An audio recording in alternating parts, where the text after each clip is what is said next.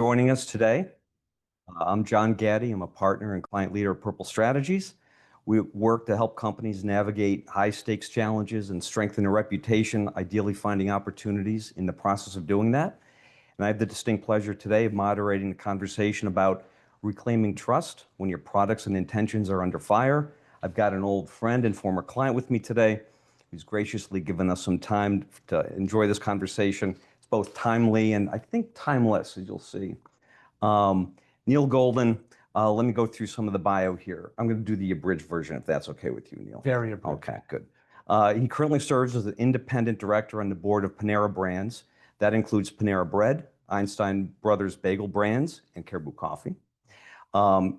The purple in Neil runs very deeply too from a Northwestern University perspective, I'd have to say. Senior lecturer, director of experiential learning and employer engagement for Northwestern University's Medill School of Integrated Marketing Communications. He's also the former CMO of McDonald's, rounding out a 30-year career that also included stops at Burger King and RC Cola along the way. That's the tip of the iceberg. Neil is an expert in the topic we're going to be talking about today. Neil, thanks for joining us. This is going to be a lot of fun. Delightful to be here. Thank you. Okay, let's start with some first principles. If you think about what a company stands for, and then you think about what a company is known for, and the idea that when those things are aligned, stakeholder conversations can maybe be more productive, maybe more of a tailwind to them, et cetera. But when they diverge, when you're known for something different than what you stand for, that can be problematic. Tell me a little bit about an experience you might have had when that was the case. Yeah, I can think of a number of experiences, unfortunately. And I'm going to reference McDonald's, where the brand was clearly known for a certain sense of quality that was very different than what the team and the leadership believed the brand stood for. And specific to food quality, the company would say for sure, it's high quality food, authentic ingredients, prepared by people who care, prepared in a way that people would want to enjoy the food. Yet there were questions about what the food was. There were questions about where it came from. There were questions about how it was being prepared, about the people that were serving it. And we had to consistently ask, why was there such a difference? And the one variable, John, that I don't know that you included in your setup that I think was really important is we had to not just make the distinction about what the brand stood for versus what it was known for, but we had to ask the question, well, what are we actually delivering? Yeah. And how are we executing? Yeah. And that became the piece of, well, maybe we need to better embrace the fact that what we were delivering may not necessarily be as closely aligned with what we stood for, which may be why people were feeling some of the things that they were about the brand. Yeah. What were some of those things they were feeling? So a good example was, in the hamburger side of the business, we would say real beef.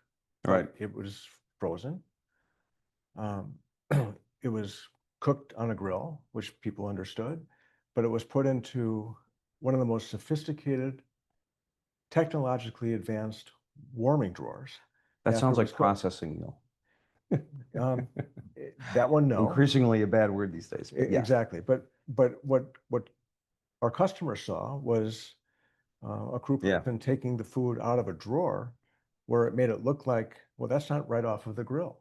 Yeah. Nothing like what they do at home, that's for sure. Exactly. So the perception was that it wasn't prepared fresh. It wasn't prepared in a way that I would want it. They didn't understand necessarily what that warming drawer was. And again, this is the same type of warming drawer that might be used in the most highly regarded restaurants in the world. Right. But it was being used now in a restaurant, in the quick service category. So it's those types of things where we recognized, wait a minute, we may have to change not only what we do, but then we may need to change how we represent.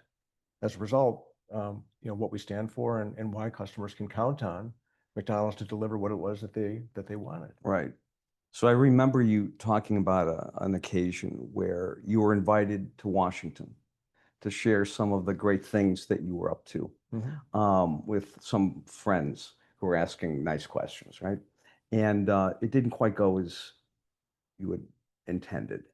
No. So I was asked by leadership at McDonald's to represent the brand on a Federal Communications Commission task force on childhood obesity and media. Right. And if I was really smart, I might have anticipated better what was likely to occur. Right. What could go wrong? Exactly. So I started to attend meetings in Washington with a bunch of different leaders from companies, but also elected officials, influencers, lobbyists, and the like. And at the same time, I was also part of a team that was representing the brand on the Council of Better Business Bureau's Children Advertising Regulation Unit. And there was some parallel work going here. But the very first session that I attended on the FCC Childhood Obesity and Media Task Force, there was a nutritionist, a nutrition activist that made a presentation, and he said, I recognize that there may be somebody in the room from McDonald's. You're not going to like this. And he showed a picture on the slide of Ronald McDonald kicking a soccer ball. And he blatantly said, this is what's wrong with marketing to children. That's marketing to kids. And you know, my instinct on the spot, and this is a room of probably 150 people. Right. I said, you're right. I disagree with this.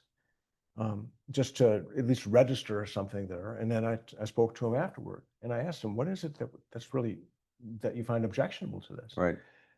And he said, you know, kids love Ronald McDonald. You're conveying that that this is good for kids. And I said, well, we're promoting an active, healthy lifestyle. And the unfortunate reality is, if it was me or somebody else saying that, kids may not necessarily be as engaged. So we're trying to meet, in this case, our audience where they are, which is go out and play and be active. So you wanted to have a conversation about that, and he was adamant by saying, by marketing directly to children on anything that it has the potential to be viewed as unfavorable. Right. That, you know, that was a violation of trust.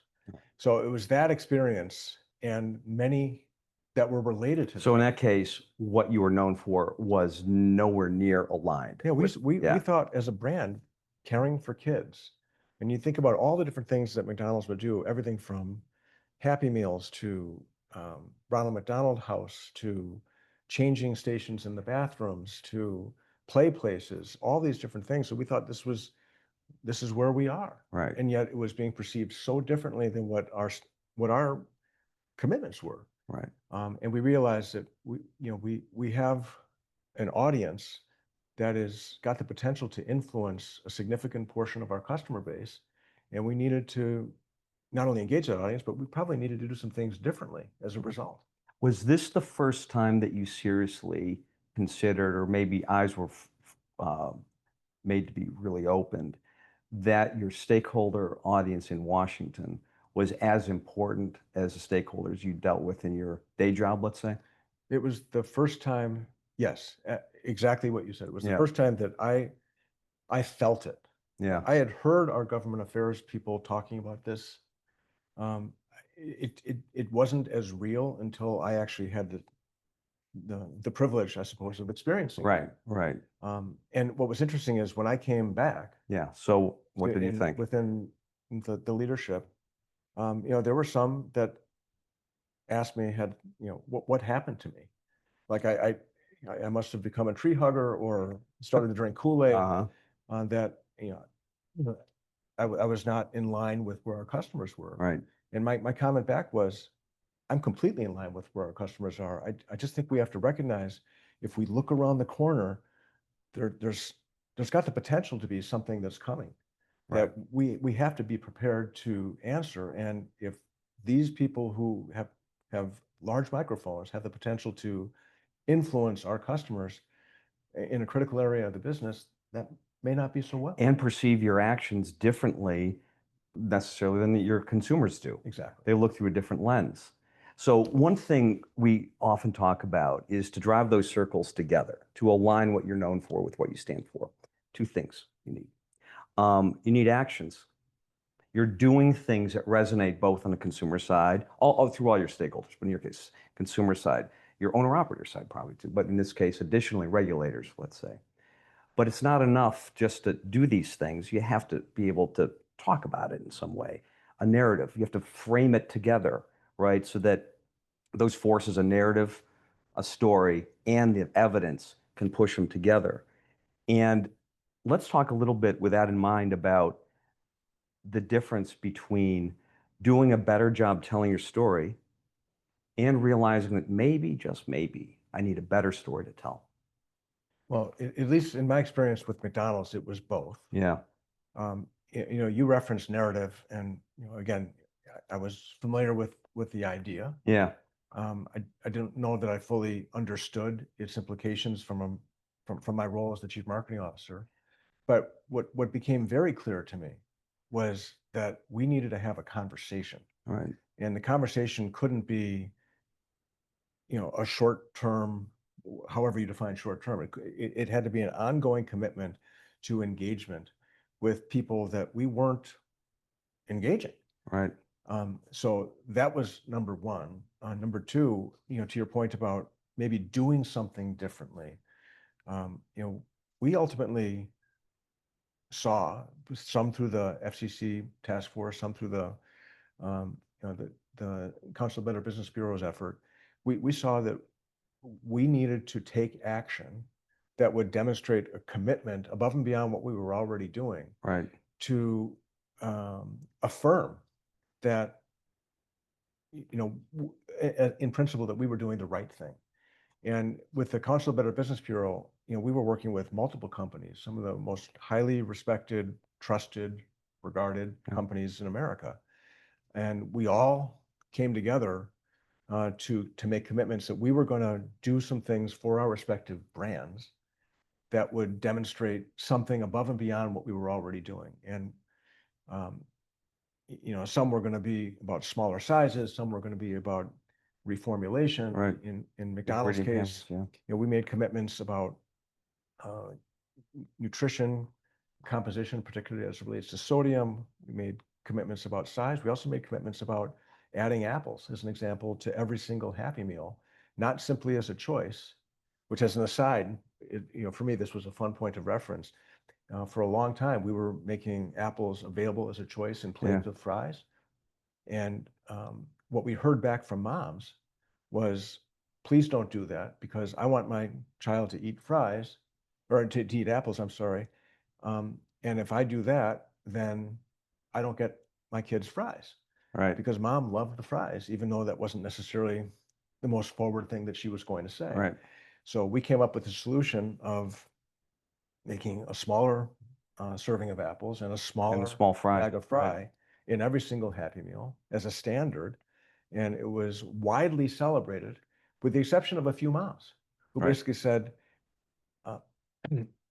I wish there were more fries, because my kid wouldn't eat the normal small bag of fries. And now my kid will eat all of these, and I don't get the extras. So it's one of those things where if that was the worst thing that had to happen with making that type of a decision, that was a new action, we were willing to live with that. That seems to be a window on the commercial side too, from the standpoint of letting mom be the one in control. Exactly. She can decide how she wants to play that. Yeah, right. Talk a little bit about what happened in San Francisco a number of years ago. And I'd like you to lens it through the idea of McDonald's as a category leader. Because we have several folks joining us for this conversation today that are leadership, do come from leadership brands, and the unique burdens, let's say, or responsibilities of a leader. But specifically, tell the story about Happy Meals in San Francisco. So there was a moment, I forget the exact year, but there was a moment when, and all I know, this was during my time as the CMO, when the City Council of San Francisco had put forward some legislation that ultimately got termed as the Happy Meal ban. Of course, that wasn't their language, but the essence of this was there could be no incentive for a child associated with a meal unless the meal met certain nutrition composition and included a certain amount of fruit and vegetable in the meal. So there was clear specification that it had to conform to a certain ceiling of calories, Right. sodium, sugar, fat. And in addition to that, it was either a half of a cup of apples or vegetables and 2/3 of a cup of vegetables or apples. One of them was 2/3, one of them was half. Yeah. But no child could eat that amount of food. And at that time, there wasn't a restaurant I don't know if company you could on. eat that amount of food. Right. I would try. But at that time, there was Yeah. no company that was able to meet that type of nutritional Right. requirement. So the implication of that was that we couldn't have a Happy Meal that included a premium for the child. It went all the way down to it couldn't even be served in a box that had any type of entertainment value. So this is effectively changing the entire platform of Happy Meals. Absolutely, it was a challenge to that. Yeah. So my initial reaction to that was, in the spirit of the brand, to acknowledge, number one, if this law passes, of course, we're going to respect it and conform. But before it ultimately passes, we'd like to see if we can challenge it. Right. The unfortunate reality was we couldn't find anyone in an objective, leadership, credible position that would say this legislation is not going to be good for the constituents. Yeah. We couldn't find There's no anybody to way. stand up and talk about the quality of the food. And it was at that moment I realized, oh my, You're on your own. Yeah. the gap about what we stand for versus what we're known for, particularly within an influencer community, Right. is really wide. And so anyway, long story short, that legislation passed. And my initial response was arguably short-sighted and a large mistake, if not stupid. My response was going I to be, remember this part. my response was going to be, Yeah. great, we'll sell the food because people love the food. Right. Notwithstanding the people that were making this legislation, but we'd sell the food without the premium and simply reduce the price so that, just making this up, if a premium was 50 cents and the meal was $3.50, we would sell The premium, food that's the toy. Yeah, the toy. We'd sell the food for $3. And it came very clear to me that that could be an absolute disaster, not just for San Francisco, but for the other 36,000 restaurants across the globe. Yeah. That might set a precedent that, would be really harmful to the business and to the brand. So what we ended up doing was, in the spirit of this, and I think this was probably one of the first times that we ended up working together, right. where you guys said, you'd be well served not to do that. Let's find a way where you can keep the toy and the food and the meal together. And we ended up getting some counsel, which was, from legal counsel, which was, sell the food, sell the Happy Meal for exactly what it was being sold for in the past. And from there, find a way to sell the premium for whatever is just above legally definable as free. Yeah. And I think our legal counsel at the time said, make it a nickel. So we ended up agreeing that we would sell it for a dime, with the idea being that, buy the meal, buy the toy for a dime, and 100% of the proceeds, not profit, 100% of the proceeds of the toy went as a donation to children's charity. In this case, Ronald McDonald Health Charity. Yeah. And immediately we got lauded. I remember the San Francisco Chronicle. Yeah. Saying McDonald's not only, what a good corporate citizen, maintains the spirit of what the legislation was, doing the right thing. And at the end of the day, what that demonstrated to me was, we needed to continue to take these types of actions that would allow us to continue to do business. Right. Because that was a threat to a significant part of the business. Right. And the learning for me was, in terms of, some people may view this as a brand reputation piece, maybe brand trust, and those would be accurate. But for me, it was elevated to brand performance. Okay. Let's follow that thread for a second, because we have a lot of conversations with clients about reputation, impacts to it, implications of having it or not having it. Enough of one, let's say, a resilient one. You're the first person I've ever heard use this handle, brand performance, as kind of a code name for reputation that helps, let's say. Talk a little bit about this philosophy of brand performance vis-a-vis reputation. Because I guess I want to also emphasize your seat as a CMO is important and unique in the range of internal players who have a vested interest in managing reputation. But your lens of brand performance is kind of a unique view of it. I don't know if it's unique, but I'll at least give you the roots of at least my thought process. The experience that I had, particularly as the chief marketing officer, was, and I think any marketing communications leader would agree with this, is that our collective jobs are both, not one, but are both to create demand and build the brand. Right. And in my role with Northwestern as a faculty member, I will share that with them based on my experience, but I'll also add the idea that while they're both vitally important, if you don't create demand, there's no brand to build. So I made sure that the actions that we took collectively as an organization were all in service to building both the business and the brand.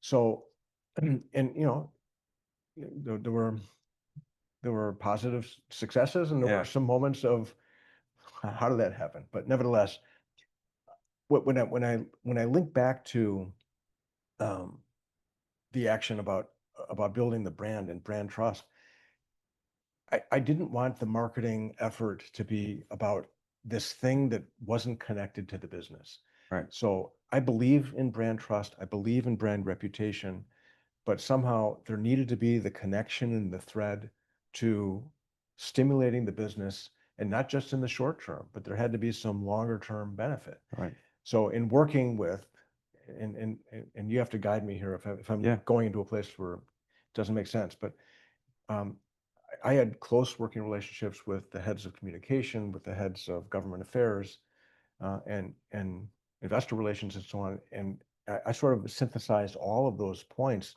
when crafting the marketing plan. And it was a really important process to make sure that I had the orientation and the lens of how they were looking at the business and their responsibilities into the overall marketing plan, because the reality is that, at least in my experiences, marketing had the resources. Right.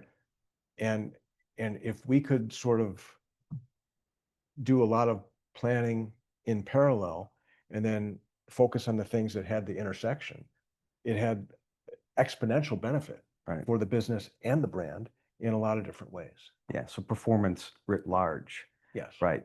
What I remember is that you called it the brand trust group. Yeah. So that the brand trust group, you're making me remember a circumstance that occurred where McDonald's was doing, we had an alliance promotion with with one of the Shrek movies. Right. And customers were excited about this. We had a Happy Meal version of this. We had an adult component of it, where in the adult component, we were offering really high quality glassware, tumblers. And we'd had experience doing this in the past with other themed promotions, and it had been a long time since we'd done it. So we had tens of millions of glasses in the restaurants, and it got off to a blockbuster start. And then there was a congressperson out of Northern California who raised the question about cadmium in the paint that was used in the glass. And you have to know, John, McDonald's had almost unimaginably high standards when it came Yeah. to any premium, Yeah. whether it's for a child or for an adult. Right. And we went through all sorts of product testing, met all of the standards that we had. So we were quite surprised when this question was surfaced. And this was probably a week into the 5-week promotion that we were running. And sure enough, there were tiny, tiny, tiny traces of cadmium, which was not an unusual element, I guess, to be included in some of the paint. And by the way, the only way that the cadmium could possibly be touched or accessed was if the glass not only broke but shattered. Okay. And these were pretty thick glasses. It was highly unlikely that that would occur. Nevertheless, we had an issue on our hand, Right. and the issue was borne by this congressperson. We ended up having to stop selling the glasses.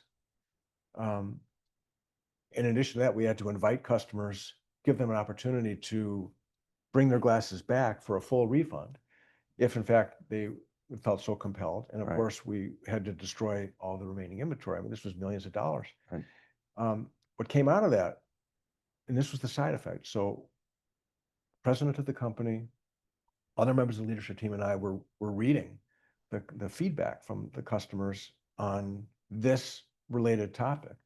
And what we found was there wasn't that much energy about the glasses. There was, however, a remarkable amount of energy about the quality of the food. And one that came out that I think became sort of the poster child for this experience was, well, if they're not going to kill you with the food, they're going to kill you with the glasses. There's a narrative. And, that was one customer, Yep. but, we heard themes like that. Yeah. And no benefit of the doubt. Yeah. Yeah. And as a result, that was when the entire organization became very clear on, we have got to do something different. We'll get through this particular issue, but there's a broader, more important issue. And we ended up creating what amounted to a brand trust team. The idea was born by our president. Right. This was a marketing-led, but everybody participated. And I'm not suggesting support it. Everybody participated. We had government affairs, we had research, we had menu, we had operations, we HR. had HR. We Right. had a whole host of disciplines that would get together every couple of weeks. And we would talk about any issues that we felt like had the potential to affect people's perception of trust. And to me, that was one of the most proud sort of accomplishments that I had, that I thought had the potential not just to be measurable on the business, but it was a legacy structural process. Right. To make sure that there was heightened partnership, heightened collaboration on addressing issues that could affect the business and the brand. I remember a few things about these. One is that you did bribe us to come to these things, because every Friday when you did it, you had a full spread of the McDonald's menu. So that was helpful. I like McDonald's food. Right. But it was the idea that reputation or brand performance is a force, has to be a force of horizontal in a land of verticals, right? Every organization, McDonald's, others, are matrices, right? And to force something across the areas of expertise is hard. There aren't a lot of things that naturally do that. But you did this with brand performance / reputation.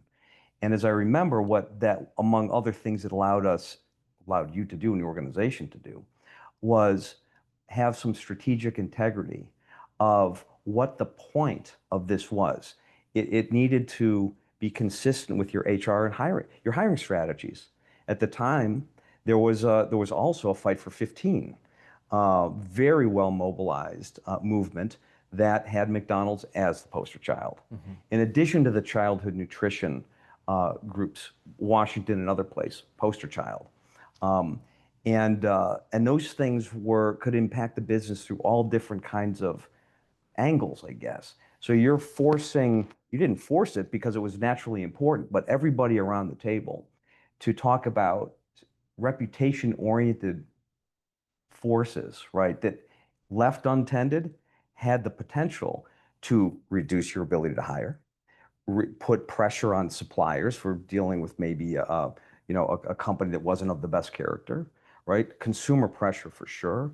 Willingness to be open to new menu items. I mean, cut across so many different things and it was hard to do that, but organizationally you forced that mechanism. And how do you think that, you said it's one of the things you're very proud of, but what are some of the outputs that you think were positive that came out of that? Yeah, a lot of things came out of that. Were great. And it wasn't a difficult ask to be able to get all these different disciplines to come in. Yeah. Beyond the fact that, yes, Because it mattered. I did provide food every couple of weeks. But the bigger point is, I think that there was a sort of a craving to be able to have a more focused, dedicated forum to talk about issues that were important, that also had the potential to affect the business negatively. Yeah. And collectively figure out ways to be able to do it, and to address that. So there were steps that we took, and I'll use the employment just as an example. Yeah. McDonald's to this day, I think does a great job of providing opportunities for people to grow, to learn, and so on. And, we would talk about all sorts of opportunities, both within McDonald's, if somebody wanted to stay, or to leverage the experience that they had from McDonald's into the rest of their career. Yeah. Other avenues. Yet that's not how the brand was perceived.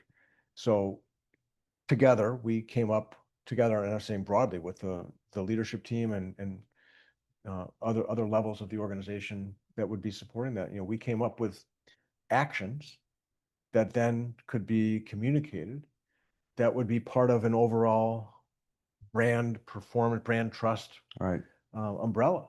That so there wasn't just an employment set of communications that had a very different look and feel. Right, it was knit together. There wasn't an ingredient or a supply set of communications, and we ended up doing some things that, I'm just starting to remember now.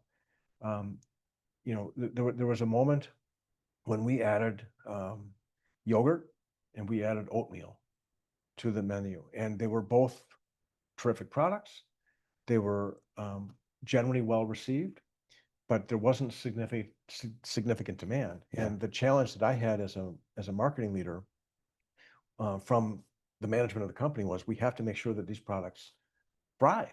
Right. And I had a choice. Am I going to start dedicating emphasis on these versus an Egg McMuffin or a Big Mac or a Happy Meal? And the answer was, I hope not.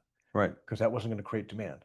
So we ended up going through, and this is just one example, we ended up asking the question, so what are the attributes that people really love about these products? And one of them happened to be relatively low in calories, the oatmeal and the fruit and yogurt parfait.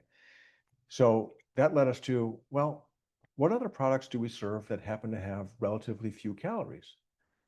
And we ended up learning that, in fact, an Egg McMuffin had, I think at the time it was 290 calories. That was under 300, right? So we said, wait a minute, there could be a really interesting way to sort of bundle this as, start your day right, for under 300,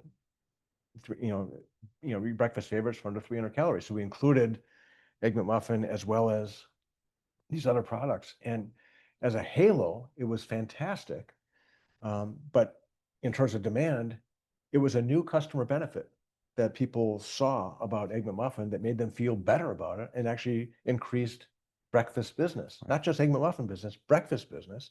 And of course, we were able to take the yogurt and the oatmeal along. But it's that type of thing where we shifted our approach. We didn't change the product, by the way. Right. It's not like we took anything away from the Egg McMuffin. That is what it is. And I think we ended up positioning it as wholesome starch for under 300 calories. And it did marvelous things for the business. And we did other things like that, that there were actions that were much more coordinated and much more just thoroughly considered. Partly because you operationalized because we had this brand trust group integrated. Right. So one theory that we talk about and push around and test is that marketing today, more than ever, with all the swirling change that we're dealing with, especially in the food category, much broader than that, marketing equals public affairs. Public affairs equals marketing. There's no way around that, really. One of the early examples I remember from a couple of the categories that we at Purple have worked in over the years, one of them came from the candy category. And the simple you're drinking a portion control can, now it's diet, but it could be regular Coke, but portion I've got to watch my weight. I probably should too. But on the candy side, portion controlled packages, as simple as putting like a resealable closure on the top of the package. It implied that you shouldn't eat the whole thing in one sitting, right? It's a simple marketing. It was a marketing tactic, I guess, that had all kinds of benefits when it got into public affairs stakeholders, because you can go and talk about, well, look, this is a responsible way to be presenting this brand in this category, right, into the population when we're talking about health. So how do you think about marketing equals public affairs and vice versa?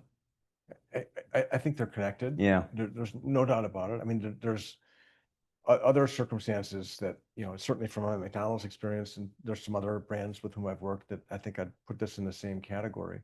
In the McDonald's frame, which I think is fairly visible, we had a need to be able to address the question about what exactly is our food. Right. And, having a traditional approach to doing that, we don't think was likely going to resonate with customers or basically change their perception, let alone change their behavior. And we ended up creating a whole sort of extension campaign, extension of I'm Loving It, with a focus on suppliers. And we internally refer to this as supplier stories, right?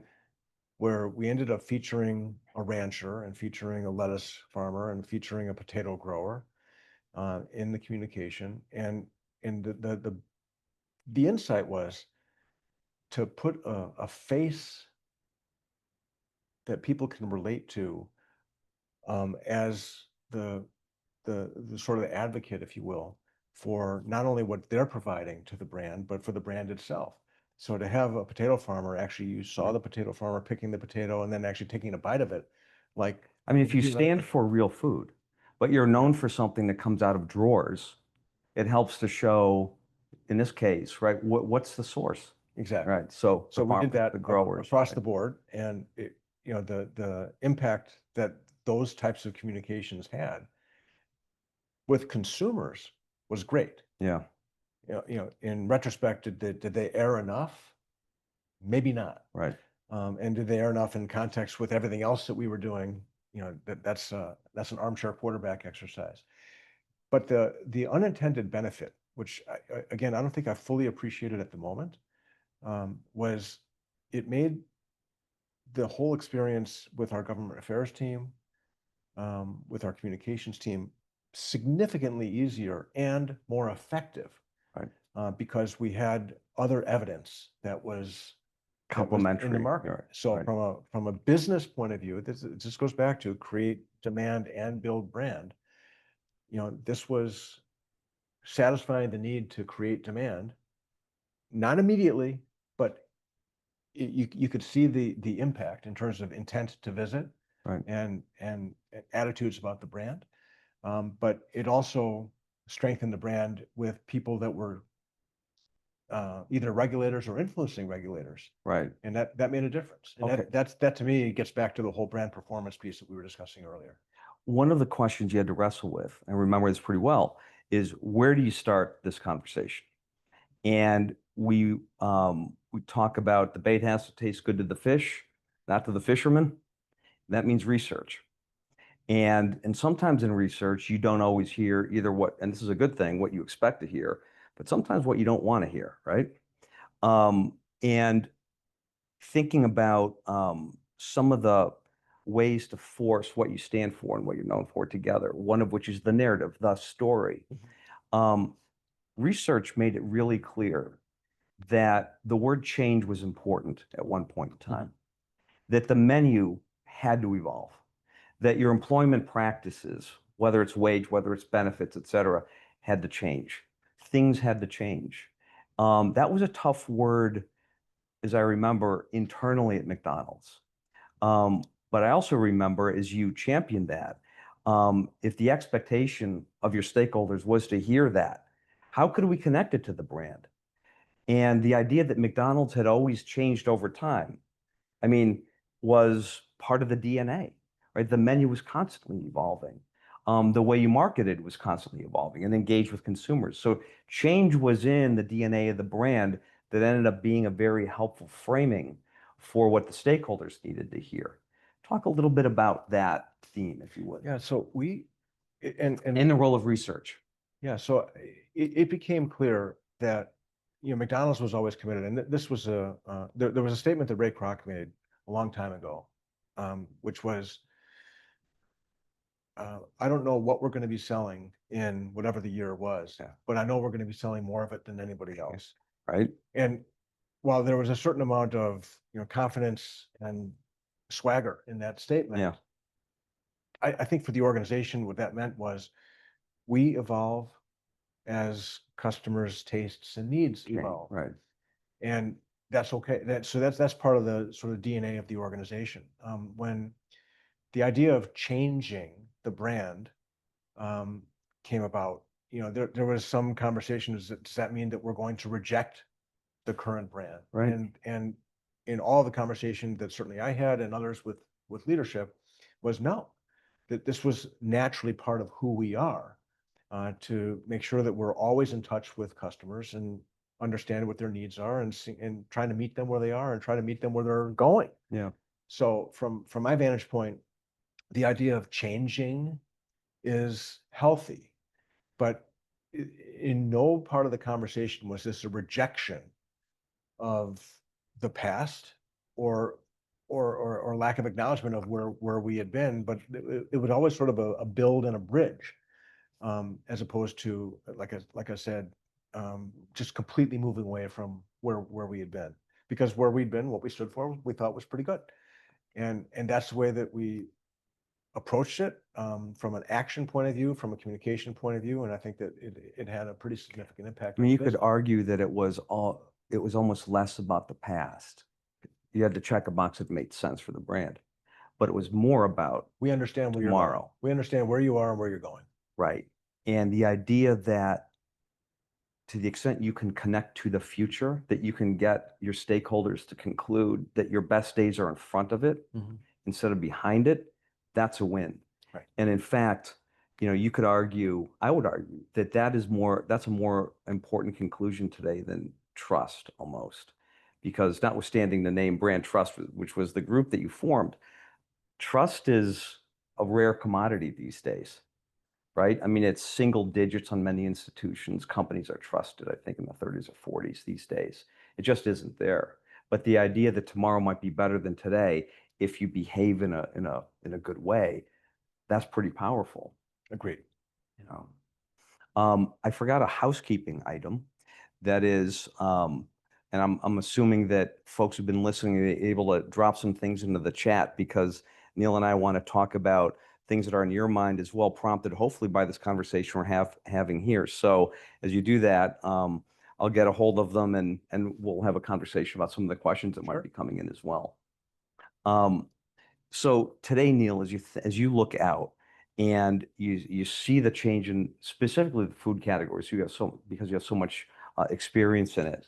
What are some of the things as a marketer, as a communicator, as a public affairs professional, let's say, putting on multiple hats, what are some of the things that you would be thinking of right now in this moment? So I think there's 2 points that are somewhat connected. Yeah. One is, for me, the idea that the change in our landscape is more pronounced than it certainly was when I was in the chair at McDonald's.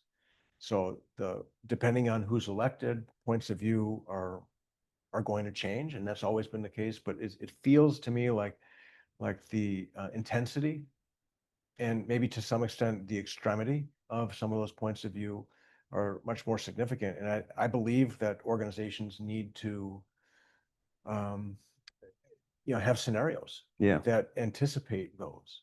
The second part of that is I'm a proponent, John, of most companies, marketing people in particular, and communications people, they're really good about understanding the business. The better, more successful organizations are those that find a way to understand the business, but also understand their customers and potential customers, and understand consumer trends. But the ones that are most successful, I believe, sort of turn this into three dimensions, where there's the business, there's the consumer, and there's understanding the regulator, and being able to plan for every one of those, for sake of discussion, stakeholders, is really important. And I don't know that I ever got it completely right, but as a general premise, I think adding that variable, while it adds a certain amount of complexity, it also added a certain amount of confidence and clarity to what needed to be done for the business and for the brand. Okay, here's a question that's exactly consistent with that. A lot of brands are fearful of speaking out today, given the environment, for fear of being criticized. How do you determine when it's right to speak out versus stay quiet? So I'm not sure that I understand speaking out, if it means commenting on events of the day versus having a point of view. Point of view on things. Okay. Yeah. Let's do the latter, because that's different than responding in the moment to, let's say, crisis management. Let's do the longer archive. So I think the broader point is having a brand voice that is some combination of clear, compelling, but also welcoming and inviting, tends to be, for me, a really good compass and anchor point for how certainly I would encourage companies to be thinking about their opportunities. There are circumstances, that we all have experienced. I mean, there's news every single day about something, and is it appropriate for a brand to have a comment about news events, if you will, right, which may have the potential to be, it may satisfy some stakeholders, maybe polarize others. And my general sense is, unless that's absolutely central to the mission of the organization, that the focus really needs to be on the customer, the business need, and any other factor that can affect the business. So in this case, the regulator. I remember, and this is one example from a long time ago, and you can project this out to today.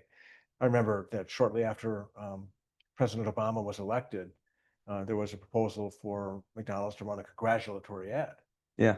And whether you supported Obama or John McCain, it made no difference. For me, from a brand point of view, that was not the right place for McDonald's to go, because clearly there was 50+% of the population voted for one, and just under 50% voted for the other. Mm-hmm. And that wouldn't have been good for the brand, and it wouldn't have been authentic to the brand. Here's an example of something, though, I remember very well when the fight for 15 was raging. Sure. About hourly wage, and McDonald's was a poster child for that. We charted a path that was talking about something related but not specific, issue for issue on 15. Eventually, the policy had to change. Got it. But what McDonald's decided to do was have a conversation about America's best first job. Mm-hmm. And give evidence of why that was the case. So frame up the idea of working at McDonald's as something that was over and above wage, because the value prop of working at McDonald's was different, right? Yes, there's wage, but there's also the skills, the basic skills you learn as a young person coming to McDonald's. So a conversation on working at McDonald's and its value that was included wage, but wasn't limited to it. Yeah. That was I thought, a really smart reframing of that. So John, the way I'm interpreting what you're sharing right now is maybe a little bit binary. Yeah. And I don't think it is. Yeah. to me, I would replace the but with the and. Yeah. And yes, the positioning was exactly what you described.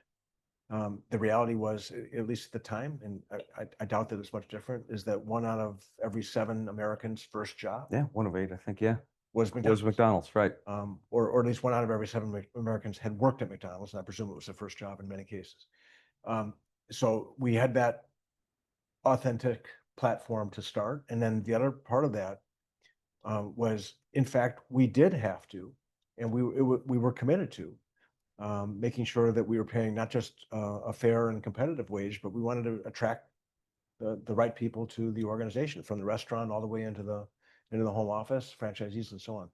So part of that communication was, McDonald's was already significantly above minimum wage in the restaurants, though most people wouldn't necessarily have believed that. Right. But we needed to help convey that story and our commitment to doing what was needed to make sure that we had the right people to deliver the right experience that customers expected. Right. So it wasn't a but, it was an and. It was an and, right? Yeah. That's a good push. We have a good question here about a topic that you've got experience with both ends of the spectrum: traditional legacy brands and brands that are more non-leadership, let's say challenger brands. Mm-hmm. And specifically, seems like traditional brands are having trouble keeping up their volumes, let's say, due to all the new competitors that provide benefits that are more in tune with the changing tastes and needs of today. So they can be more nimble, let's say, with things like protein, fiber, vegan, no food coloring, nut-free, all that, the range of things that are increasingly expected. And with the MAHA agenda moving forward pretty clearly and aggressively. So how do you think about that? Traditional brands versus competitors that might have a little bit of a leg up. Challengers, I should say, that are competitors. Yes, I want to take this in two different areas. One is, I think a general question that every brand should ask itself, and there's probably different ways to express this, but every brand should ask itself, which is, if we were going to enter this category for the first time today, what would we do? What would we offer? Yeah. How would we offer it? And compare that to, what are we executing? Yeah. What are we offering today? And that's a version of what the brand stands for versus what the brand is known for, and in the middle, what the brand is delivering. And if we were going to enter, and this is we figuratively, if we were going to enter a category for the very, very first time, and it would be different than what we're doing right now, that should be an invitation to let's embrace this. Yeah. Because we're already acknowledging, here's some gaps in how the market is moving and where customers are expecting. The other part of this, you talk about traditional brand and legacy brand. I don't know if this is necessarily part of your question, but I'm just going to throw this one in here. One of the things that when I think about my experiences, I worked for a distant number 3, a clear number 2, and a dominant number 1 brand. Right. And since then, I've had the opportunity to work with companies that are, again, very established, from in some categories, and complete startups.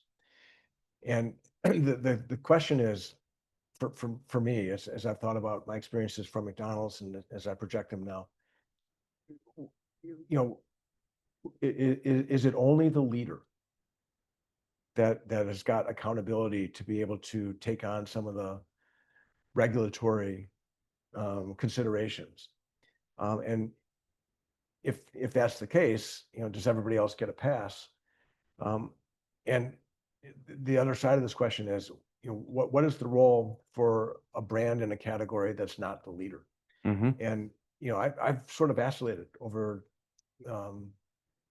a few years, and I'm reaching a conclusion that it's expected of the leader, but it's an incredible opportunity for a brand that's not the leader to maybe reframe the category, and maybe grow at the expense of the existing leader that may not be as committed or as action-oriented as needs to be. Well, that's a less obvious reason for the leader to take action, let's say. Yeah, I mean, there's roles for both. Right. Well, to preempt being, depositioned by a challenger. Exactly. Okay, so we have a good question here about back to brand trust for a little bit and being a force for horizontal in a land of verticals. So you talked about how we were able to gather those internal stakeholders. Can you share a little bit more about how you were able to do that? Any tips you might have for a company that's fairly silo heavy to gather those people around the table without having to bribe them with the food? Well, the food helped. But all kidding aside, the all I know is the approach that I took was, number one, it was supported by the president, so that helped. Right. So there was And a top-down aspect to it. but there was also an element of, in my conversation with the president, this is not a, better said, I would say this is a marketing issue, but this is not a communications issue. And we need the entire organization to be able to support this. So she, to her credit, I mean, she was there, but she made this a priority for people. But the other thing is, McDonald's is a company of really good relationships to begin with. I mean, everybody's first name basis and so on and so forth. I guess that's sort of an archaic reference, but the bigger point for me is I had relationships with all these different people, but I personally called them and said, we're doing this thing.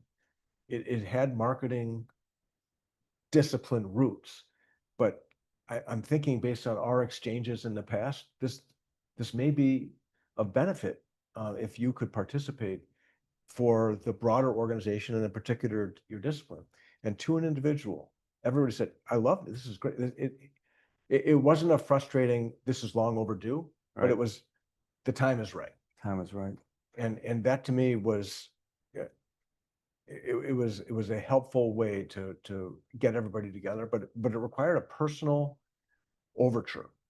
And obviously, just like we would as in a marketing world, we try to meet people where they are. I had some sense of what were the issues that government affairs were dealing with, what were the issues that HR was dealing with, what are the issues that ops was dealing with, and so on and so forth. What are the issues that supply chain was dealing with in fulfilling the menu? So we had everybody together on that, and it became really good. And obviously, the communications team dealing with a different set of issues that had to be addressed. Well, look, that's probably a great place to conclude, because if there were ever a time where that kind of thinking is appropriate and relevant, it's right now. I mean, the categories that are undergoing tumultuous change, that the answer can't sit just in the world of marketing, just in the world of public affairs, comms, legal, HR, et cetera. It has to be an all-in game. Stakes are too high and the issues are too complicated. Neil, thanks. This has been a lot of fun. I appreciate your time. Let's do this again. Marvelous. Okay, Thank good. you, everybody. Thank you, everybody, for joining us. Appreciate your time too.